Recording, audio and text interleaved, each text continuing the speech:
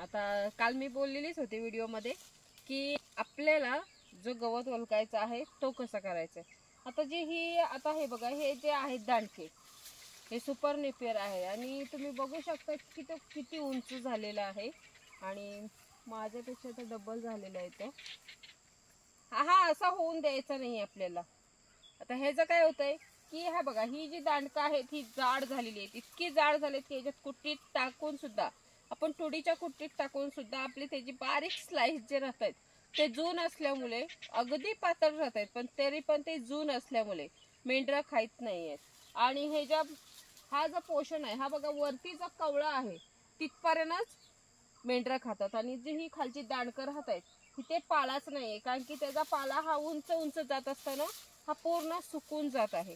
त्यामुळे आपल्याला हा एवढा उंच जाऊन द्यायचा नाहीये, कारण की हे जी दांडकं आहे ती आपली डबल कुटी करायला लागते। ती पण वाया नाही जात, पण कसं आहे की त्याला डबल कुटाणं करायला लागते। आपल्याला डबल कुटी करून पुन्हा घालायचं असतं, आपला चारा वाया जाऊ नये त्याच्यासाठी गव्हाणेलमधनं काढा आणि काढल्याच्या नंतर पुन्हा डबल कुटी करा, हे असं डबल काम होतंय। मग आपल्याला असं जर नको पाहिजे असेल आणि असं नाही करायचंय तर मग मात्र एवढा उंच आपल्याला जाऊन द्यायचा नाहीये गवत। ह्याची एवढी हाईट वाढून द्यायची नाहीत, काय की मग त्याची दांडकं जाड होतात। तसंच आता ह्या साईडला बघा, जो ह्या साईडला गवत आहे 6 फूट उंचीवर आहे आणि पूर्ण कवळा आहे, पूर्ण अगदी म्हणजे ना त्याच्यात ह्याच्यात जो आहे हा पूर्ण कवळा आहे।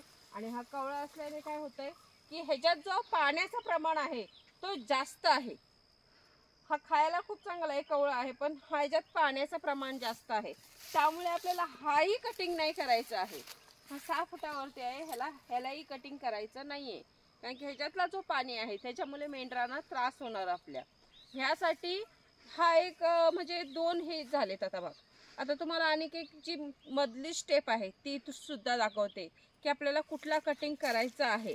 आता ह्याच्यातल्या पाण्याच्या प्रमाणामुळे ह्याला जुलाब लागू शकतात, त्यामुळे आपल्याला हे कटिंग करायचं नाहीये आणि तेही तेवढं वाढवायचं नाहीये, कारण की त्याची जी खालची दांडकं आहेत ती वेस्ट होतात, डबल कुटी करायला लागते आणि जो वरचा पोषण आहे तेवढाच मेंढरं खात आहेत, म्हणून आपल्याला ते सुद्धा करायचं नाहीये। आता हा जो गवत आहे हा बघा, हा 6 फुटावरती आहे आणि ह्याचा जो आहे बघा, हा जो खालचा पोषण आहे, ही जी दांडकं आहेत ही दांडकं आहेत ती आता नरम आहेत, तर ही कवळी आहेत, पण ह्याच्यात पाण्याचं प्रमाण जास्त आहे। आता ह्याला खालपासनं बघा, ह्याला खालपासनं ही जी पाती आहे त्या खालपासनं आहेत, त्यामुळे ही मेंढरं चांगले खातात आणि हा कवळा आहे ह्याच्यामुळे। पण ह्याच्यात काय होतंय, ह्या जो आता स्टेपला आहे त्याच्या पाणी खूप जास्त आहे, पाण्याचं प्रमाण खूप जास्त आहे, त्यामुळे ह्याला कटिंग करायचं नाही, पण आता महिनाभर तरी ठेवायचं आहे आणि महिन्याने हा 1-2 फूट उंच जाणार आहे आणि मग आपल्याला त्याची जशी दांडकं पाहिजेत तशी भेटणार आपल्याला आणि मग त्याला कटिंग करायचं आहे।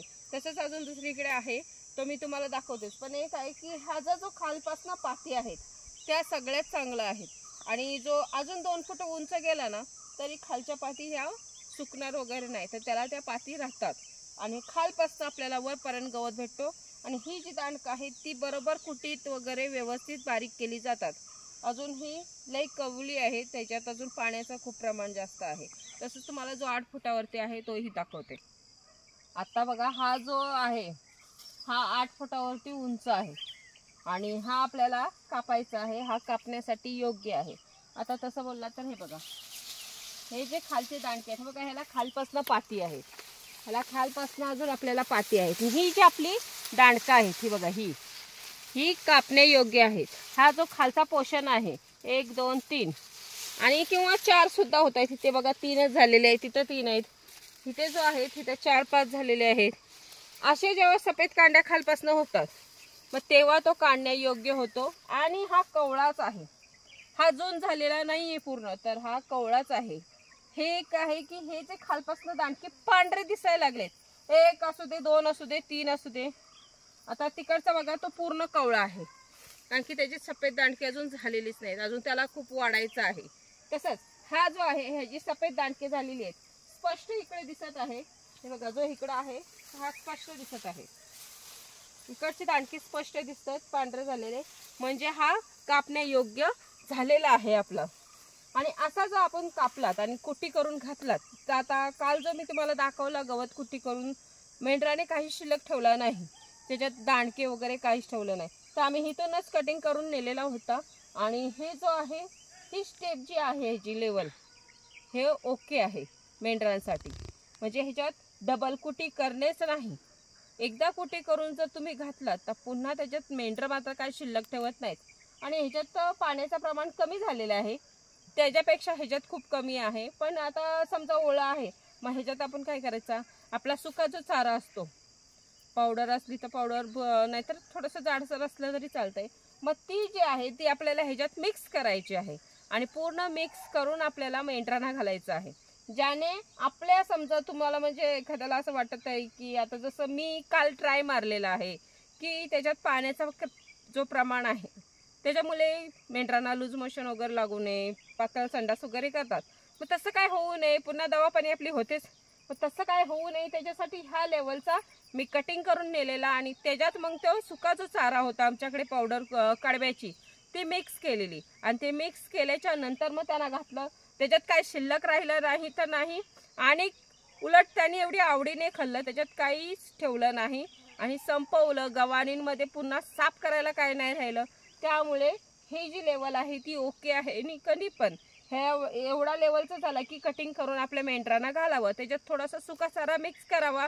आपण तसा पण सुका घालतोच, मग असं दोन्ही मिक्स करून घातलं तरी चालतंय. सुका वेगळा घाला, ओला वेगळा घाला, त्याच्यापेक्षा असं कॉकटेल करून घातलं ना तर चांगलंच आहे. आता तो जो आमचा उंच झालेला आहे त्याला तसंच ठेवणार नाही आहे, त्याला कटिंग करणारच आहे. पण आता तो संपसपर्यंत आमच्याकडे पर्याय नाही, त्याला कटिंग करायचं, कधी हा घालायचा कधी तो घालायचा, आणि त्याचं जर निघाल ते पुन्हा कुटी करायचं आहे. पण एक आहे की म्हणजे आता मला समजलंय की त्या गवताचा काय परिणाम होतोय, आपल्याला डबल कुटी करायला लागतंय. मग अशा जो गवत आहे तो प्रत्येकाने कुटी असं करायला कापावं, जास्त उंच जाऊन देऊ नका. आता हा जो आहे ह्याचा मी पोषण जो आहे ह्याचं कटिंग करणार आहे. हा जो एक थोंब कापून त्याला सुकवून मग त्याचा सुका चारा कुठल्या चांगल्या प्रकारे बनतोय आणि तो आहे त्याचाही सुका चारा कशा बनतोय हेही मी एक प्रयोग करणार आहे. आणि तेही तुम्हाला दाखवेन की आपण जो कडबा वगैरे विकत घेतोय किंवा सुक्या चाऱ्यासाठी आपल्याला थोडंफार हेच येतो, प्रॉब्लेम येतो. त्याच्यासाठी एक आहे की मला तर येतं, सुक्या चाऱ्यासाठी मला खूप प्रॉब्लेम येतो. त्यामुळे मी आता जो कडबा घेतलेला आहे तो मला महाग पडला पण आपला घेतलेला आहे. तसंच आहे की आता ह्याचा मी एक सुकवून बघणार आहे की ह्याचा जो आपण कुटी करून सुकवून ठेवणार कडबा तो कुठल्या किती चांगल्या प्रकारे गवत खातायत मेंढरं. सुका चारा ह्याचा चांगला खातायत का त्याचा चांगला खातायत हे सुद्धा मी तुम्हाला दाखवते. कारण की हा प्रत्येक प्रयोग केला पाहिजे आपल्यासाठी. गवताची आपल्याला गरज पण आहे आणि गवत आपला वाया पण गेला नाही पाहिजे. मग असं काहीतरी आपण उलटे पालटे प्रयोग करत राहायचे ज्यातनं आपला फायदा निघेल. आणि जो सक्सेस होईल तो मी मात्र तुम्हाला जरूर सांगेन. बघा आम्ही हा गवत कापून आणलेला आहे, तुम्ही तुम्हाला दाखवला आहे. आपल्याला ज्या स्टेजवर कटिंग करायचं आहे तो गवत कटिंग करून आणलेला आहे. आणि हा बघा हा जो कडब्याचा सुका भुस्सा केलेला आहे आणि बारीक पावडर सगळं ते हा तिथे करून ठेवलेला आहे. आणि आपल्याला हा जो आहे ह्याच्यात मिक्स करायचा आहे. आता हा दाखवते मी तुम्हाला किती बारीक आहे बघा, हा किती चांगल्या प्रकारे बारीक आहे. आणि हा आपल्याला त्याच्यात मिक्स करायचा आहे ज्याने आपल्याला आपली मेंढरं पूर्ण म्हणजे संपवून टाकणार आहे.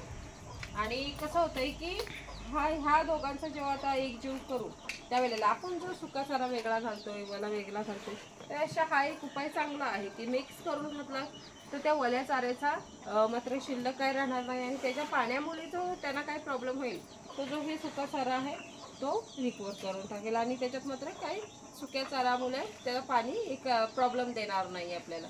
हा एक चांगला उपाय आहे ज्याने आपला चारा पण वाया नाही जाणार आणि आपल्याला डबल कुटी सुद्धा करायला लागणार नाही. डबल कुटीचा आपल्याला त्रास नको, तर हा एक सोपा उपाय. आता हे बघा हे मीठ घेतलेलं आहे मी आणि आपल्याला ह्याच्यात मीठ हा टाकायचा आहे आणि पूर्ण एकजीव करायचा आहे. पूर्ण आपल्याला मिक्स करून घ्यायचं आहे मीठ टाकून, ज्याने आपली मेंढरं आहेत ती सर्व संपवतील.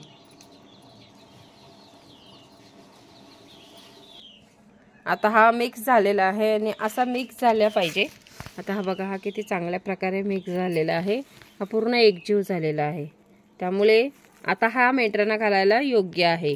आणि असं मिक्स करून पूर्ण आपल्याला गवत घालायचं आहे ज्याने आपली मेंढरं काय ठेवणार नाही आहे.